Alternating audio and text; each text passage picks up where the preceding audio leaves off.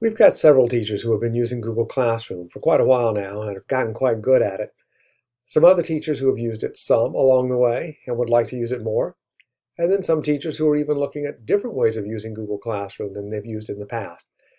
So I thought today would be a good time to just do a walkthrough, beginning to end, from setting up a classroom to some of the details of the settings, the classwork page, the stream, and so forth. Let's make sure we're all on the same page. Let's make sure you know the tips and tricks for using it in a most effective way. So hopefully this video will do exactly that. Here we're looking at my computer desktop and I am logged on to my school Google account. Here you can see that in the corner. And I'm going to pop open the little waffle 9 dots there and click on Classroom. The easiest way for me to get to the classroom area in Google. It will pop up and show you classrooms that you are already a part of. So if you needed to work in those, you would do that. But today we're setting up a brand new class. So we're going to come right up here to the plus sign where it tells you to create or join a class. We are going to create a class and let's name it. We can go with a pretty basic name here. I'll just go with Tech 2020 at the moment and we will create that classroom. It'll take Google just a moment to get everything ready for us. Once it's ready, it will bring us right into the classroom. We will be in what is known as the stream. That's sort of the opening page of your classroom. If you send the link to your classroom to anyone, this is where they always arrive at. So you want to kind of make this look a little bit welcoming. So the first thing we'll do is make sure that the theme at the top is the theme that we want. For me, because I used the word tech, it gave me a theme with an iPad, a smartphone, and a laptop. But you could select a theme and go with some of their other options.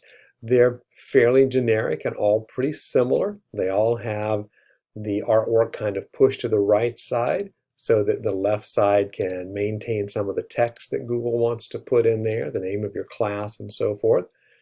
But selecting your theme gives it a little bit of a look that's unique to you. It also helps choose the color of your headings, like here where it says communicate with your class here as in blue. And that's because I've selected a theme that has primarily a blue color. So that's a part of selecting your theme. Also, before we really get started with anything else, I want to go into the settings and make a few changes there so that the class works the way we want. So I'm going to come up to the gear icon here for the settings. We'll click that. It'll bring us to the class details. That's where we named our class before. We could add extra information if we needed to, but I'm going to move down to the general area. And that's more of the settings that we want to modify. First of all, you may send out a class code over and over to students or parents or to other teachers to invite them to be a part of your class. You want a class code that is very easy for everyone to understand, to recognize, and to type into their computer. So here's the class code that was created for me. Now, I don't like this class code, and there are two reasons why. Some people may not be sure is that a 0 or the letter O, and some people may not be sure is that an I or an L. So where it says manage my invite codes, I'm going to reset it. Try a different one.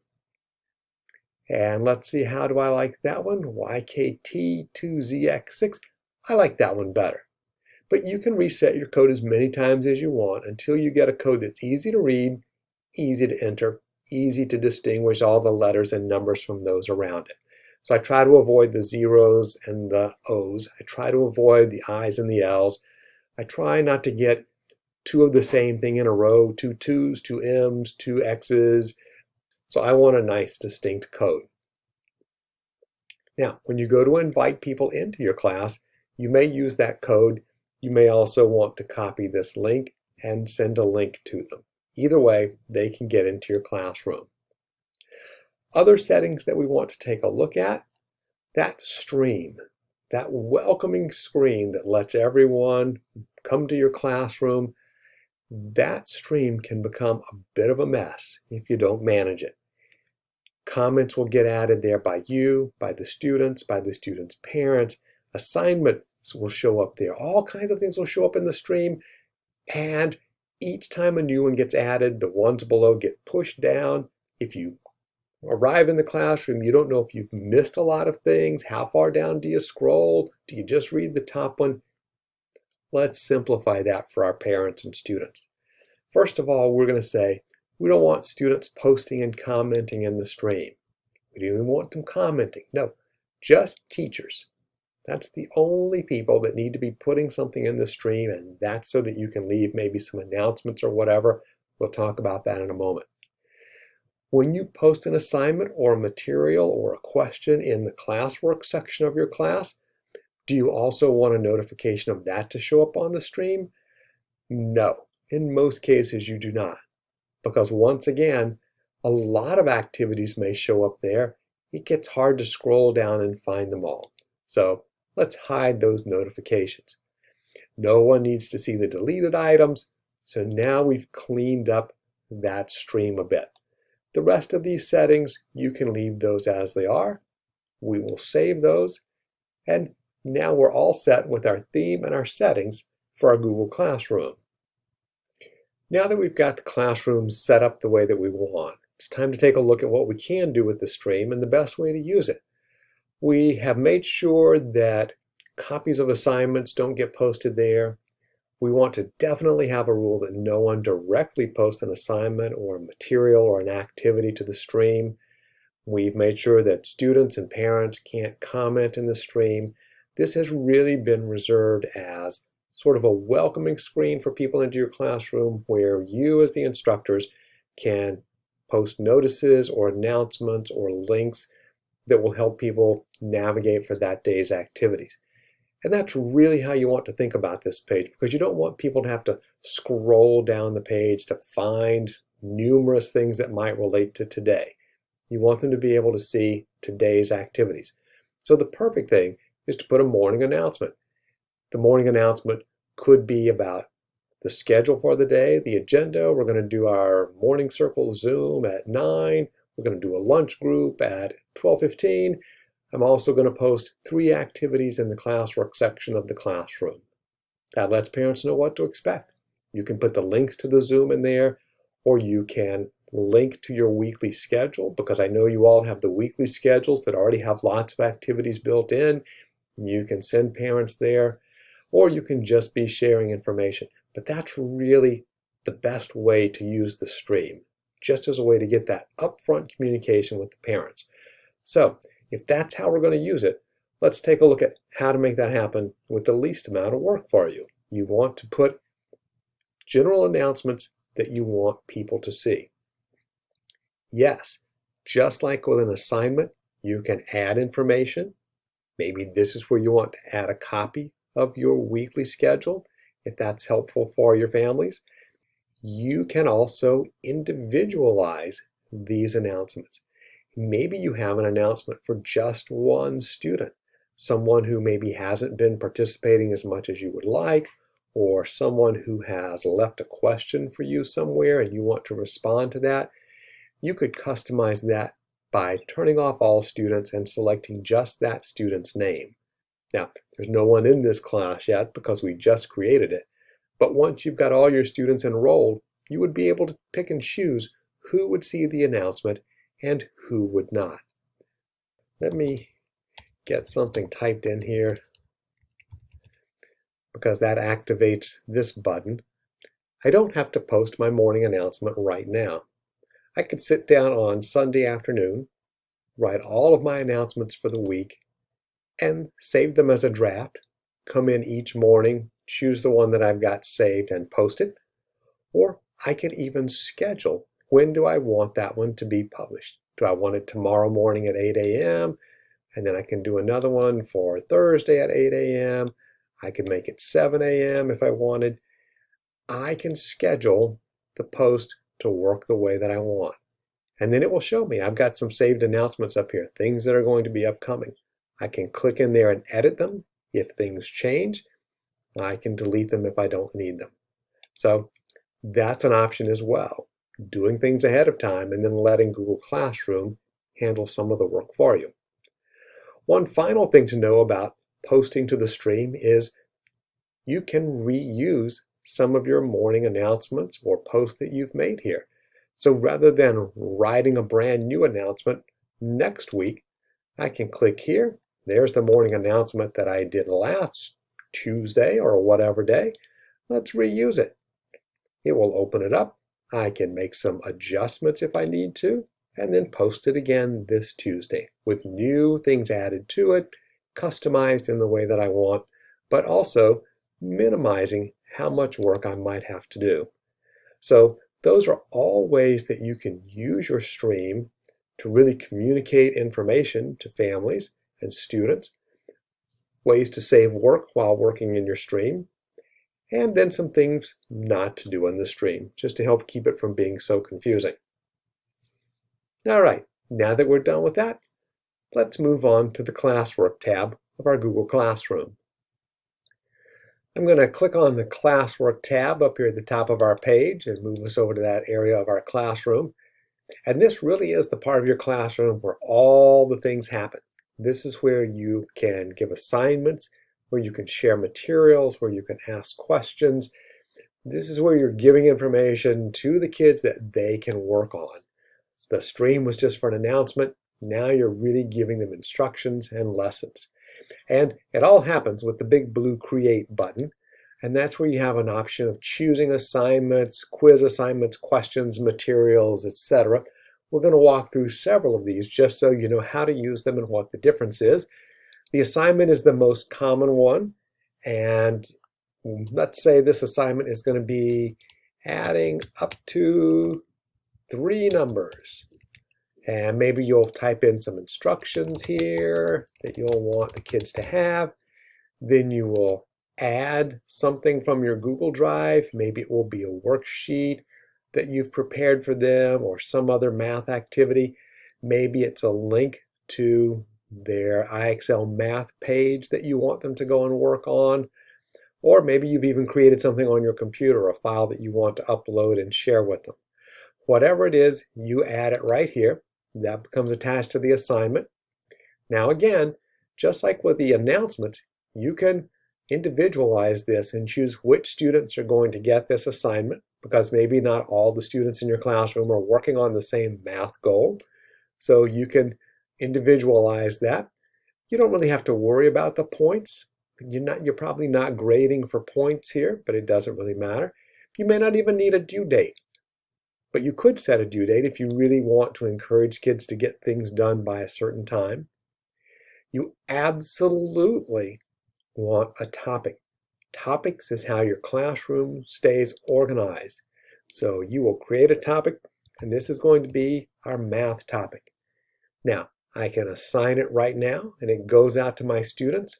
Or, just like with the stream where I created my announcements in advance, I can schedule this to go out later. I can save it as a draft and come back and tweak it a little bit and then assign it. So lots of ways you can do this. But once you do it, once it's assigned, now it becomes a part of your classroom. And you can see that I created the math topic, so that's under the topic list over here. I can always come back and edit my topic areas. I can rename them. I can also edit an assignment. I can open it back up, change things, add a different attachment. I could delete it. Each assignment also has a link. So I could copy this link and send it to a student in an email and say, make sure you complete this activity for me. So a lot of things that you can do when you create an assignment. Now we're going to skip Kami assignments because that's not really something we use a lot. And most of the teachers in our building don't give quizzes. So I'm going to skip that. I'm going to come back to question in a moment, and I'm going to come all the way down to material. The reason I want to jump all the way down to material is because it's the one that is the most like an assignment. When you open up a material, the only difference is there's no grade and there's no due date. But you can still include anything that you want. It can be a math activity, there can be a description, there can be a link to a YouTube video to watch. Whatever you would like to include, you're just not establishing a due date. There's no points. But you're still working within your topic structure to keep your class organized, and you still have the options of posting it, scheduling it for later, or saving it as a draft. So materials and assignments, very closely related. Now, before we go any further, I just want to stop and talk about topics for just a minute. And I'm going to open up one of my classrooms that I've used for professional development, just so you can see this is why you want things grouped by topics. As you get more and more activities, it gets harder and harder if you're just scrolling through a long list of activities and you're trying to look at the dates to see, oh, when were they posted? What should I be doing? Much easier if you have things nicely organized. There can be topics, as you can see I've got for the different tools in Google. You may have topics for math or reading or fine motor skills or OT or PE or music, whatever the topics might be. But the topics help the parents and the students find the activities easily if they need to go back and look for something again. So that's a key piece for you in terms of helping organize your classroom. Every assignment or every material, every question should be associated with a topic category. You can see I've also tried to make my topics a little more eye-catching by including an emoji at the beginning of each one. I've even stuck some little number emojis at the back end of my names so that I could prompt staff on whether they were working on a level 1 or a level 2 assignment. So you can do a lot to sort of make your assignment page look more eye-catching, more inviting. You can grab these emojis from different places like Emojipedia or a few others, and I will link to that down below. But you want to keep your group nicely organized. The option in our classroom that often gets overlooked is the question. And this is a great tool if you just need a quick interaction with your students. The question is either a short answer or multiple choice. I'm going to go with multiple choice. It's for all of our students, ungraded, no due date. My topic is going to be holidays. And my question is going to be called favorite Thanksgiving food. And I'm going to add a video. Now, I want you to see the video that I'm going to add so that you know why I'm adding this. This is one that I recorded just a little bit earlier in the day. Here's the video. Hello! I hope you guys had a fabulous Thanksgiving. I had a really, really good one, and I ate so much good food. I had turkey and... Okay, the list goes on. But the key here is, at the very end, I asked them what did they have. It's hard to choose my favorite. What was your favorite for Thanksgiving? Take a look at the question and let me know. All right, so I'm going to add that question. Now, the kids are going to watch that video, and then I'm going to give them some options. Was it turkey? Was it cranberry sauce? Was it pie? Mashed potatoes? And you could put as many things as you wanted there. Actually, I gotta go with stuffing. There we go. That's what I want it to be. All right. So now I just click ask. And the question goes out to the kids. And they can watch the video with the question, and then they can choose their answer. A really quick, simple activity that our students can respond to on their own, or if they need to with their parents. It lets the students see a nice interaction with your face, even though you're not able to be online with them at that moment. It's just a fun way to interact with kids. So don't overlook the idea of creating questions and throwing them in there. Now, just like I added video to that question, you could add video instructions to anything. So when you create an assignment, you can be adding not just a video that's already on YouTube. You can be adding a video that you've created. And that's really a great way to be interacting with your students. And there are a number of easy ways to do that. Screencastify, Screencast-O-Matic, Loom. I will link to those down below the video so that you can find those as well. But these are some great ways that you can build and organize your classwork. one final thing. You may be in a number of classrooms. When you go to create, you can reuse a post. And this doesn't just let you reuse posts that you've already used. I could grab that favorite Thanksgiving food one, tweak it just a little bit, and it could be my favorite Christmas decoration. All kinds of things I can do with that. But I don't have to be looking just in this class. I can look at any class that I'm a part of, any activity that's been posted by anyone. And I could go over and grab that activity and reuse it in my classroom. That's the benefit of inviting each other into classrooms so that we can share activities. It starts to make it less work for each of us because we're benefiting from the work of all of us. So if I chose to reuse this, it's going to open it up in my screen, giving me the opportunity to edit my instructions a little bit, to choose which students I'm going to assign it to. Maybe I don't have a physical therapy topic in my room. Maybe it just says PT. So I would take out the physical therapy and add the PT so that I'm consistent with what Dana intended, but I'm also consistent with my classroom organization. So reusing assignments that you've used or that other people have used have been great. I would suggest if you reuse an assignment from someone else, give them credit that you've done that. Say that, I've borrowed this from Dana, or here's a great music activity that I borrowed from Amy, or however you want to give credit. But you don't want to be, quote, stealing things. We're just borrowing. And so let's give credit where credit is due because someone did the hard work up front. All right. That takes care of our classwork section. I will show you one final tip because if you're in a lot of classrooms, as you reuse posts, there can be a lot of things. And so let's say I go into this one and I want to find things that related to Halloween. On the Mac, Command F always brings up a search box. And if I type in Halloween, well, in this case, it only found one example of that. And so if I scroll through, it will find that Halloween for me, hopefully. Should find it for me. Where is... Oh, nope, it's finding more.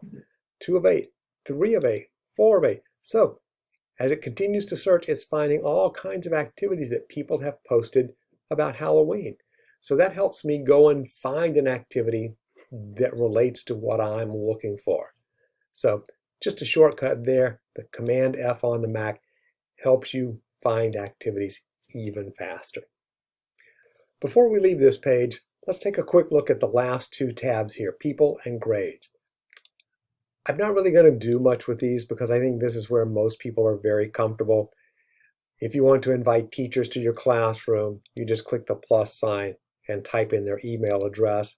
To invite a student, you can click the plus sign, type in their email address, or copy the link and send it to them, or send them the classroom code. A lot of ways to get them involved. So I think we're mostly familiar with this. If you have any questions about this, you can certainly ask me at any time. And with grades, we don't really use the grading pages. So even as you add students and a grading option becomes available, that's just not a feature that we use. So that pretty much covers the classroom in that way. I want you to know a couple of things that are happening in the background as you work with Google Classroom, just to make sure that you know what parents might be seeing, and also to make sure that you don't do something that messes up your classroom at some point along the way. Your classroom, when someone joins your classroom, it also connects them to a Google Calendar. So I want to open up my calendar. And here I'm connected to, at the moment I've got Audrey's room, Ernie's distance learning classroom, and Kelsey's classroom. And you will see there are some assignments on my calendar. Anytime you create an assignment and give it a due date, it shows up on the calendar. And this calendar automatically gets created for every student in your classroom. They don't have to do it, it just happens. I'm not saying you should encourage your students to all go over and be looking at the calendar all the time, but I just want you to know it's happening. So if they ask, you will know that the calendar has been created automatically, and you'll know what activities are showing up there and which ones are not and why. The other thing that I want you to be aware of is when you create Google Classroom for the first time, it creates a folder in your Google Drive called Classroom. Then every class that you participate in after that, Google automatically creates a folder inside that with the name of the classroom. And all of those folders are filled with all of the attachments and the activities happening in that classroom. They're all there. And what you should make sure you do is not touch these. I'm really showing you that this is here so that you don't ever at some point think, I didn't make a folder called Classroom, and delete it, because that will wreck all of the attachments that you've put onto all of your assignments. Everything that you've added to your assignments will get pulled away. So you don't want that to happen. You'll see this in your Google Drive. Just leave it untouched in your Google Drive so that your classroom can stay nice and clean and pristine. So let's wrap up with a couple of questions that always seem to arise. How many classrooms should I have? Who do I let into my classroom? What reason should I have a different classroom? So let's try to answer that. For one thing, classrooms get really crowded pretty quickly if you're posting a lot of activities, if you're posting lots of announcements. It gets to be a busy place, and at some point it's a little overwhelming for people to navigate. And when you get into March and April and it's the springtime, it's unlikely anyone's going to be scrolling back and looking at your Christmas activities or your fall activities. Students have moved on, parents have moved on, you've moved on.